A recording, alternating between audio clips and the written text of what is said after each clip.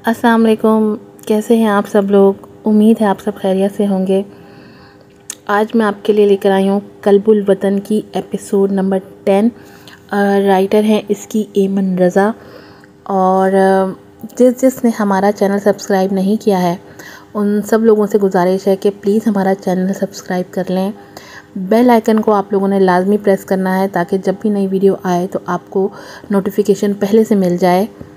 और वीडियो को भी लाइक करना है, वीडियो शेयर करनी है फ्रेंड्स एंड फैमिली के साथ, और अच्छे इसके ऊपर आपने कमेंट्स भी करने हैं ताकि हमें पता चले कि आपको नावल कैसा लग रहा है, और ताकि मज़ीद हम जो है ना अपने नावल को बेहतर बना सकें। चलिए फिर आज की एपिसोड शुरू करते हैं। यमन छत पर आंखें टिकाए गुमसुम लेटी थी। सब ने उससे बात करने की कोशिश की मगर उसकी खामोशी ना टूटी। जिब्रान साहब को रोयाम पर शदीद गुस्सा था, जो पता नहीं कहाँ मुंह छुपा कर बैठा था, जिसने अब तक एक लफ्ज़ भी मुआफ़ी का ना कहा था आकर यमन से। वो यमन के सराहने बैठे उसके लिए सेब छील रहे थे जब दरवाज़ा खुलने पर वो आने वाले की तरफ मुतवज्जा हुए। आने वाली शख्सियत को देख वो प्लेट मेज़ पर रख कर हैरत से उठ खड़े हुए। भला इसको कैसे पता चला यमन यहाँ है? जिब्रान साहब ने हैरत से सोचा। रोयाम जब अपनी अम्मी के कमरे में आया तो वो उसे गुस्से से घूर कर देखने लगी, बल्कि उसे एक नज़र देखकर नज़र फेर ली थी। वो फ़ौरन आगे आकर उनके हाथ थामकर पास ही बैठ गया और बोला, मॉम क्या हुआ, आप मुझसे यूं नज़रें क्यों फेर रही हैं? क्या मेरे से कुछ गलती हो गई है तो बताएं मुझे, मैं अभी आपसे माफ़ी मांग लूँगा। जब अपनी माँ की बेरुखी उससे बर्दाश्त ना हुई तो वो परेशानी से बोला, क्या बात है मेरे बेटे, जिससे माफ़ी मांगनी चाहिए उससे माफ़ी मांगना तुम अपनी तौहीन समझते हो। जिसका इतना दिल दुखाया उससे तो पूछा भी नहीं और माफ़ी मुझसे मांग रहे हो। बहुत अफसोस है मुझे अपनी तरबियत पर। उन्होंने उसे मलाल भरी नज़रों से देख कर कहा। तो रोयाम ने अपने लब सख्ती से भींच लिए, मगर मॉम उसने आपको धक्का दिया था। मैं ये कैसे बर्दाश्त कर लूँ कि जो लड़की आपकी जान लेने के दर पर है मैं उससे इज्जत से पेश आऊँगा। उसने गुस्से से दांत पीसते हुए कहा, जैसे अभी अभी उसे यमन पर बहुत गुस्सा हो।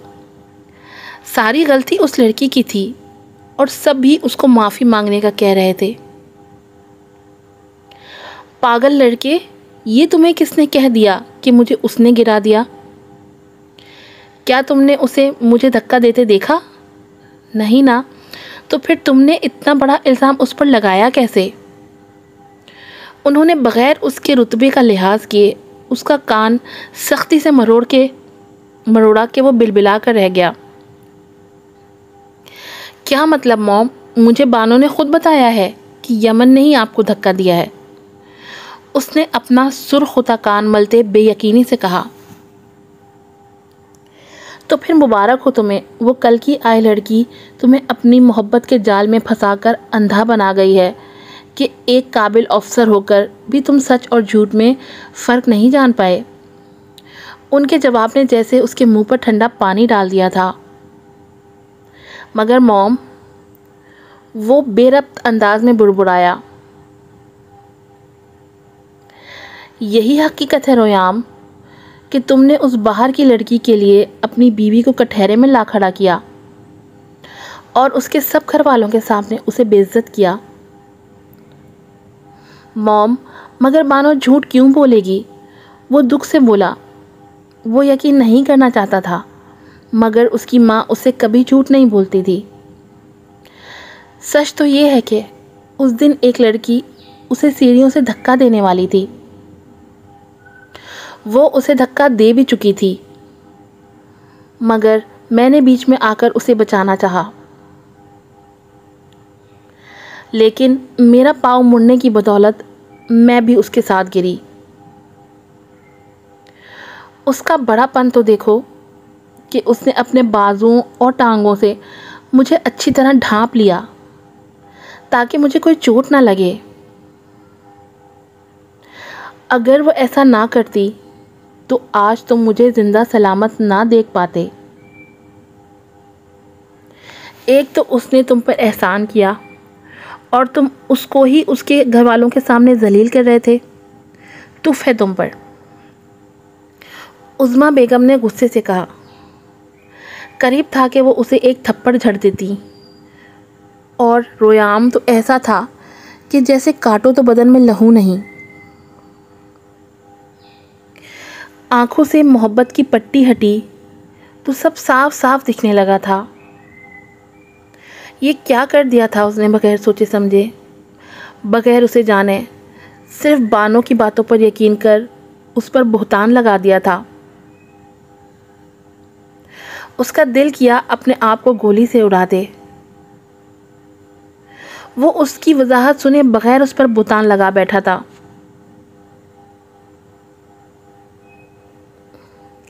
क्या तुम मुझे माफ़ कर दोगी?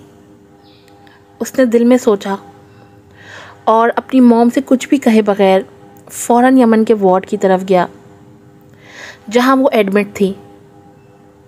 वो वहां पहुंचा तो डैड, साहिल, मीरब और अहमद साहब वहीं खड़े थे।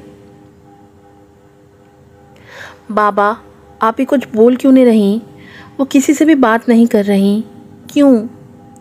मीरब ने खफा नज़रों से रोयाम को देखते कहा, जो उसकी मलामती नज़रों को देख शर्मिंदा हो गया था। तुम फिक्र मत करो, जब तक स्ट्रेसफुल लोग उससे दूर रहेंगे वो जल्द ठीक हो जाएगी। साहिल ने रोयाम को उगलने वाली नज़रों से देखते मीरब से बोला,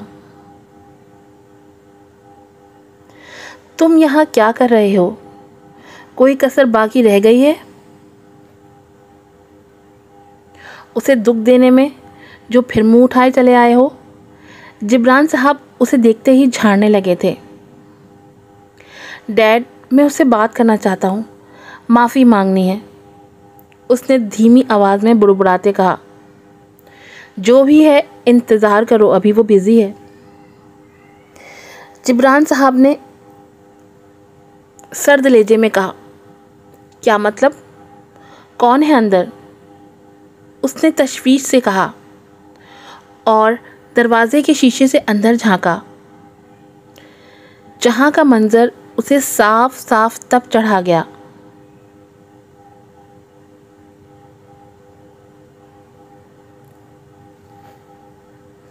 शमशेर बानो की ज़बानी सारा किस्सा सुनता वहाँ सुबह ही आ पहुँचा था। और हैरत की बात तो ये थी कि उसे यमन ने आराम से अंदर आने दिया था। 15 मिनट से वो अंदर था और सब हैरान खड़े थे, क्योंकि यमन ने उन सब से अभी तक कोई भी बात नहीं की थी, जबकि शमशेर अंदर 15 मिनट से बातें बकार रहा था।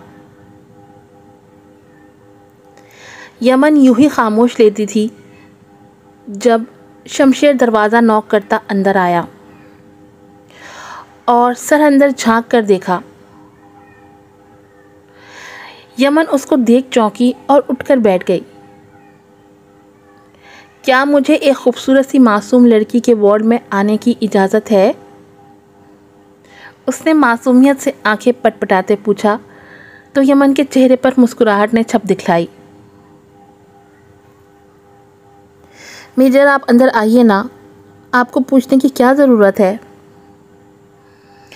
इजाज़त मिलते ही शमशेर कंधे उचकाता अंदर आया और गुलाब के फूलों का बुके यमन के हाथों में थमाया। यमन ने फ़ौरन उसे बुके पकड़ते नाक के करीब करके फूलों की हसीन महक को अपने अंदर उतारा। फूलों की खुशगवार महक ने यमन की सेहत पर अच्छा असर डाला था और वो जी जान से मुस्कुराई थी। और उसकी ये मुस्कुराहट देख बाहर खड़ा रोयाम अंदर तक जल गया था। यमन कभी उसके साथ तो यूं नहीं मुस्कुराई, मगर यमन को यूं शमशेर के साथ हंसता देख उसे दिल पर छुरियां ज़रूर चलती महसूस हुई थी। जैसे ही मैंने सुना मैं फ़ौरन यहाँ आ गया, मगर ये सब हुआ कैसे? क्योंकि तुम्हारा पाँव किसी चीज़ के बगैर पलट जाए ये हो नहीं सकता। शमशेर ने तशवीश से कहा। सही कहा आपने मेजर, मुझे किसी ने धक्का ही दिया था, मगर मैं जान लूँगी इसके पीछे कौन था। आप फिक्र मत करें। आपका बहुत शुक्रिया कि आप मेरी अयादत के लिए आए। यमन ने संजीदगी से सोच कर कहा।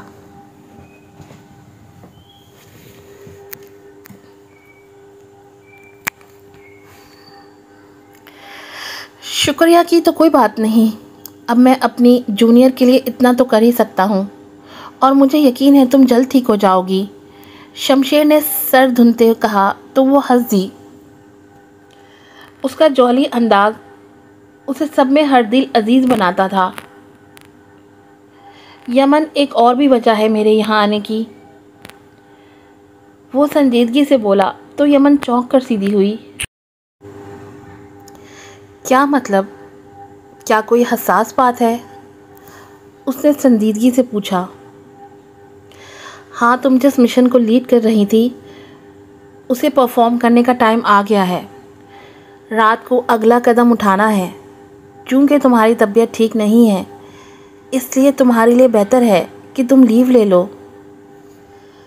शमशेर ने उसे समझाते हुए कहा। नहीं, कभी नहीं। मैंने इस पर इतनी मेहनत की है। अब यूं मंजिल तक पहुंचकर अपनी तबीयत की वजह से मैं पीछे नहीं हट सकती। उसने दुख और रंज से फ़ौरन ज़ोरों शोर से नफ़ी की थी। यमन, मेरी बात को समझो।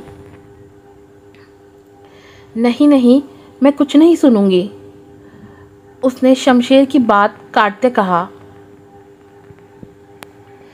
जब तक मैं इस मिट्टी से इसके गद्दारों को साफ नहीं कर लेती, मैं पीछे नहीं हटूंगी।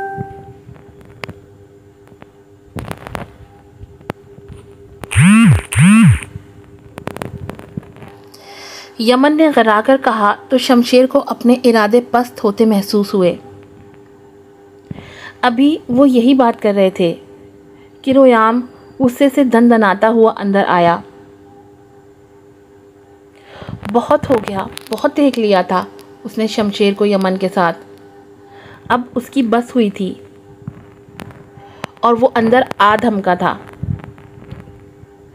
मेजर शमशेर, आप यहाँ क्या कर रहे हैं? रोयाम ने अनजान बनते हुए पूछा।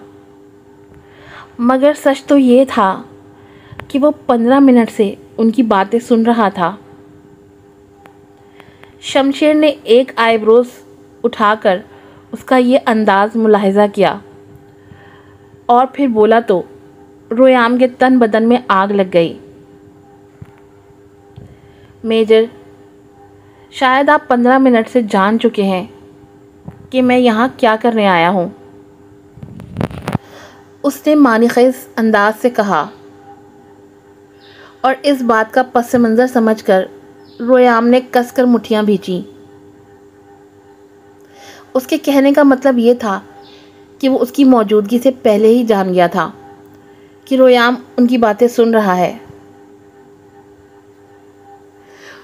उसकी बात पर रोयाम ने शमशेर को खा जाने वाली नज़रों से देखा, जिस पर शमशेर बड़े मज़े से कंधे उचकाकर रह गया। मेजर, अगर आप बुरा ना माने तो मैं अब आराम करना चाहूँगी और रात को ही आपको हेडक्वार्टर पर रिपोर्ट करूँगी। यमन ने रोयाम को सिरे से ही नज़रअंदाज करते शमशेर से संजीदगी से मुखातिब होते हुए कहा। ज़रूर मिस यमन, आप आराम करें। मैं एक दफ़ा फिर आपको वार्न करना चाहूँगा, लेकिन अगर आपकी मर्ज़ी इसी में है तो मैं इसी में खुश हूँ।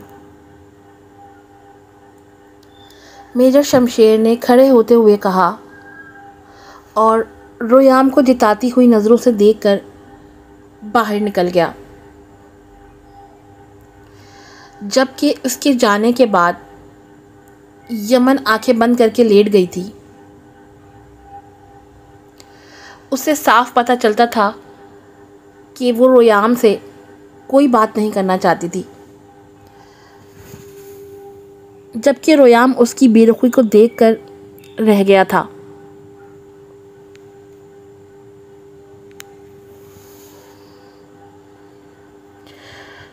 मगर उसने खुद भी तो बहुत बड़ी गलती की थी। उसकी सज़ा यकीनन छोटी तो नहीं थी। वो खामोशी से बाहर चला गया, जबकि उसके बाहर जाते ही यमन ने अपनी आंखें झट से खोल लीं और 2 आंसू के कतरे उसकी आंखों से उसके चेहरे के अतराफ में बिखर गए। बहुत हो गया रोयाम, अब मैं कभी पहल नहीं करूँगी। उसे दुख इस बात का था कि रोयाम ने उस पर यकीन ही नहीं किया था, जो कि उनके रिश्ते की सबसे मजबूत डोर थी। उसके रवैये से मुसलसल डिसहार्ट होते यमन ने अपने कदम पीछे हटा लिए थे। अगर वो उसे याद नहीं थी तो उसकी मेहनत का कोई फ़ायदा नहीं था। अब की बार उसने सोच लिया था कि वो रोयाम के करीब होने की कोशिश नहीं करेगी, बल्कि अनजान बनकर रहेगी।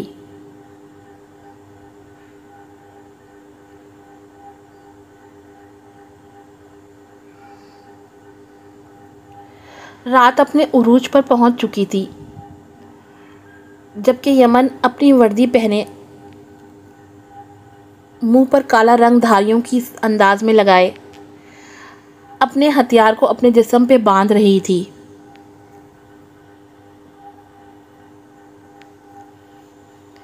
जिस्म टूट रहा था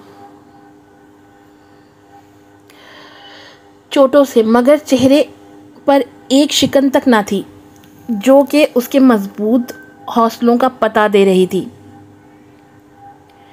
यही तो करते हैं हमारे आर्मी के जवान, खुद चाहे कितनी ही टूट फूट का शिकार हों, मगर वतन उनके लिए पहली तरजीह रखता है।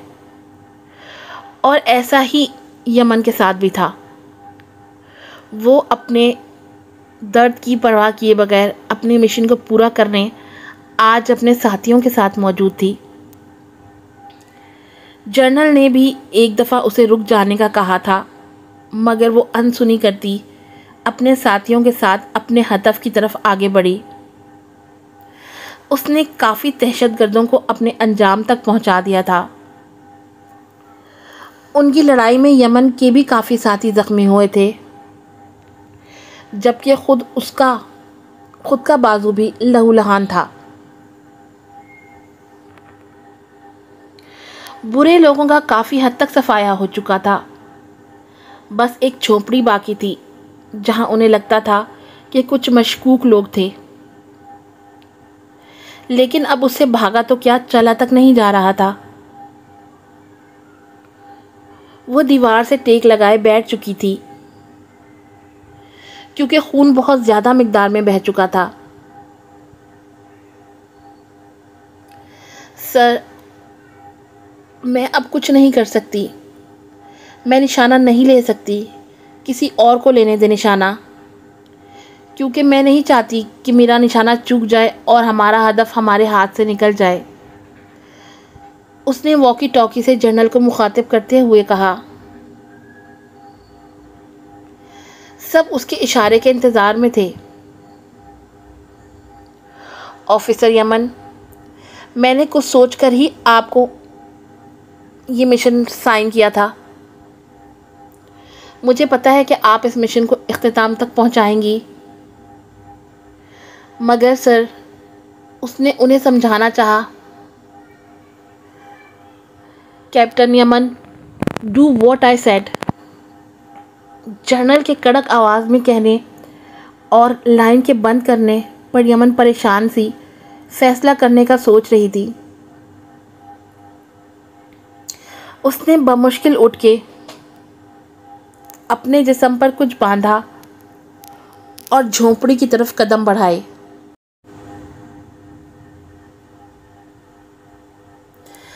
सारे पीछे खड़े उसके कदम के इंतज़ार में थे। उसने अचानक झोंपड़ी पर धावा बोल दिया, लेकिन जैसे ही वो अंदर गई, सामने के बंदर ने उसके कदमों को जंजीर कर दिया था। सामने ही कुछ दहशतगर्द एक ज़ख्मी फौजी को अपनी हिरासत में लिए खड़े थे, जो यमन को कोई भी सख्त कदम उठाने से रोक रहा था। यमन, जल्दी फायर करो, उसके एक साथी ने कहा, मगर वो लब भींच कर खड़ी रही। मैं नहीं कर सकती, हमारा एक बंदा उनके पास है, यमन ने दांत पीसते हुए कहा। यमन, तुम मेरी परवाह मत करो, इन सबको मार दो, मुझे खुशी होगी कि मैं शहीद हुआ। भला मेरे लिए इससे बड़ी खुशकिस्मती की बात क्या होगी। बस एक आखिरी बार मेरी माँ को बता देना कि मैं खून के आखिरी कतरे तक अपने वतन के लिए लड़ता रहा और ज़िंदगी हारते वक्त मेरे चेहरे पर खुशी थी।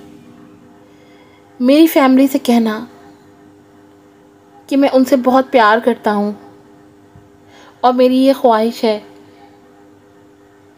कि मेरा बेटा भी मेरी तरह फ़ौज में जाए। उसे मेरी आखिरी ख्वाहिश समझ लेना। उस नौजवान ने तसव्वुर में अपने बेटे को सोचते हुए कहा। यमन को लगा कि उसका दिल दर्द से फट जाएगा, मगर उसे मजबूत रहना था और निशाना लेना था। उसे अपने साथी को भी बचाना था और इन मकरूर नापाक लोगों को काम भी तमाम करना था। मगर जैसे ही वो निशाना लेने लगी, उसके ज़हन में रोयाम की बातें गर्दिश करने लगीं। सच यही है कि तुम एक निहायत नाकाबिले एतबार अफसर हो। उसकी गिरफ्त बंदूक पर सख्त हुई थी। पता नहीं फ़ौज में किसने तुम्हें जगह दे दी, क्योंकि तुम तो अपनों की ही दुश्मन बन जाती हो। उसके हाथ कांपने लगे थे। तुम कोई जान बचा लो। तुम कोई जान बचा तो नहीं सकती, लेकिन ले ज़रूर सकती हो। रोयाम के गहरे लफ्ज़ों ने निहायत गलत वक्त पर ऐसा वार किया था उस पर कि उसमें मुकाबला करने की सकत ना रही थी। तुम मेरी मोहब्बत कभी नहीं बन सकती यमन।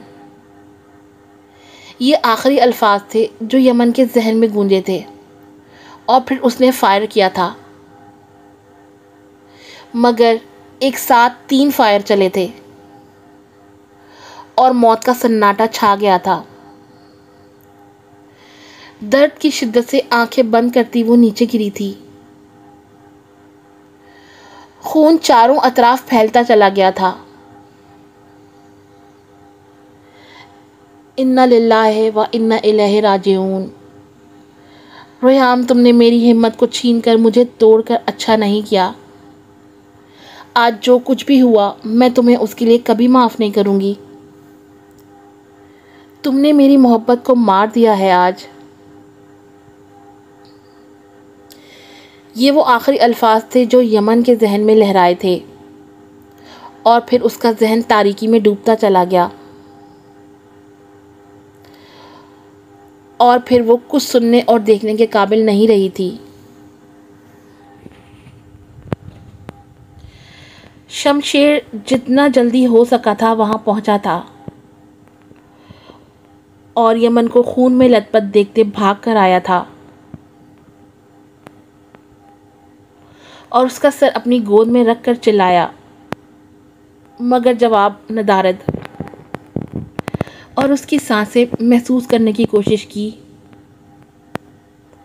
मगर जो उसे महसूस करने को मिला वो उसकी हस्ती हिला गया था। आज की एपिसोड का इख्तिताम यही होता है।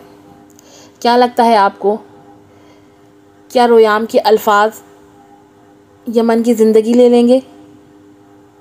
क्या होगा आगे? मिलते हैं नेक्स्ट एपिसोड में। उससे पहले आप लोग से गुजारिश है कि हमारा चैनल ज़रूर सब्सक्राइब कर लें। मैं बार बार अपनी वीडियोस में बोलती हूँ कि प्लीज़ चैनल सब्सक्राइब कर लें, वीडियोस को लाइक किया करें, बेल आइकन ज़रूर प्रेस करें और कमेंट लाजमी किया करें ताकि हमें आपकी पसंदीदगी का पता चल सके। जब तक कि आप हमें अपनी पसंदीदगी का बताएंगे नहीं, हम कैसे अपनी चीज़ को, अपने नॉवेल्स को, अपने चैनल को इम्प्रूव करेंगे। प्लीज़ लाजमी कमेंट किया करें। दुआओं में याद रखिएगा। अस्सलामु अलैकुम।